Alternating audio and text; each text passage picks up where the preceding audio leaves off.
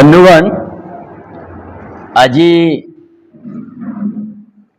आम आदमी पार्टी केंद्रीय नेतृत्व तरफ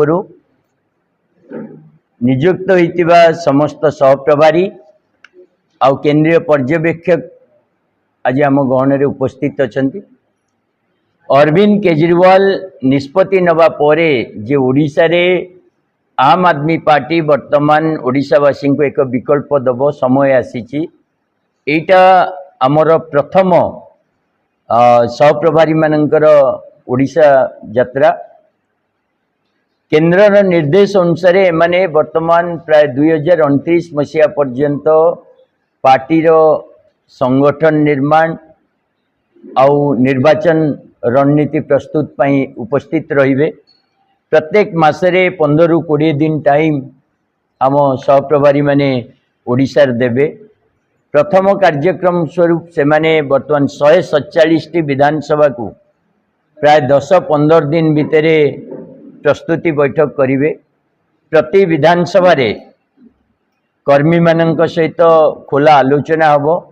ओडिशार राजनैतिक परिस्थिति, ओडिशा रे जो परि भाव रे भारतीय जनता पार्टी सरकार विफल होईची, जो परि भाव रे बीजेडी आउ कांग्रेस गोटे विकल्प दबारे फेल मारिचंती, से समय रे आम आदमी पार्टी निष्पत्ति ओडिशावासी भितर आग्रह सृष्टि करची।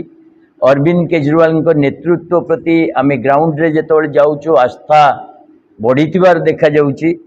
आम सहित आज ए मीटिंग रे अजित पाल जी अछंती, वरिष्ठ साथी आमर नरेंद्र सिंह जी अछंती आम साथी, सुनील लोहिया जी अछंती आम साथी, रविंद्र भरद्वाज आम साथी अछंती, पुनीत राय जी आम साथी, प्रवीण काबिया जी आम सहित अछंती, टिंकू राजोरा जी आम सहित अछंती, दिनेश कुमार जी आम सहित अछंती।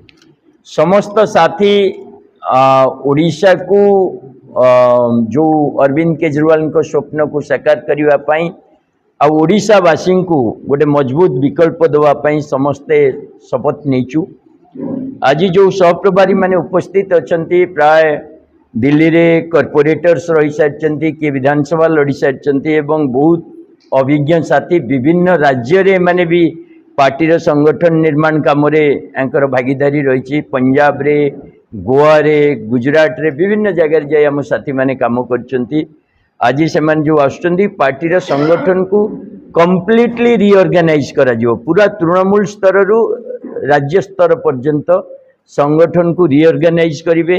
तांको अरविंद केजरीवाल गोटे खोला मैंडेट देइचंती।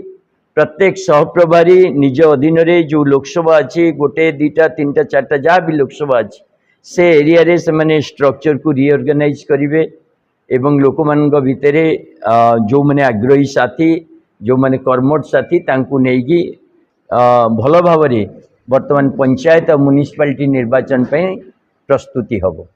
ए क्षेत्र में मु मोर साथी सहप्रभारी जन दी जन कहि भी वक्तव्य भी रखिबे। आ आपण मानकर तापर जदि प्रश्न थिबो ताकू